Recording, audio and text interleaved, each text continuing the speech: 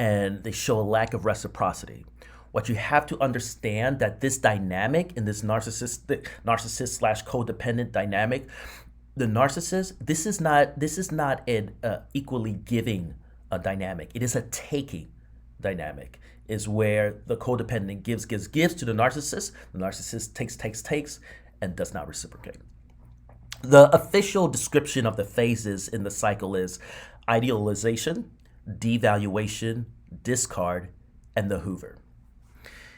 In the next few moments, I want to walk you through the phases so you can identify in which ways you may have fallen prey to this sinister manipulation. And it starts with the approach. Your introduction to a narcissist will often occur when you're in a vulnerable state or undergoing a vulnerable life transition, or perhaps you're in a state of uncertainty.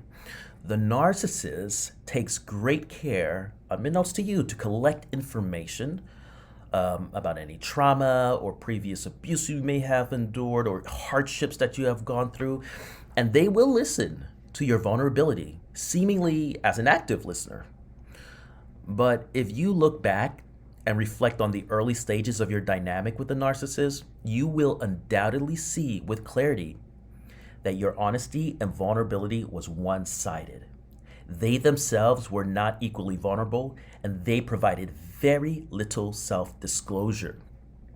In that moment, you may not have noticed that dynamic because you may have felt a strong connection with them due to you, maybe, for the first time ever, or at least in a long time, someone is listening to you. Someone's validating your experiences. So you determine, wow, this is a good person. But after this brief period of validation, the next stage in the cycle kicks in. And that's the love bombing. During the love bombing stage, the narcissist will validate, that all the other people in your life that did you wrong, they were bad people. They will insist that they will never hurt you like them.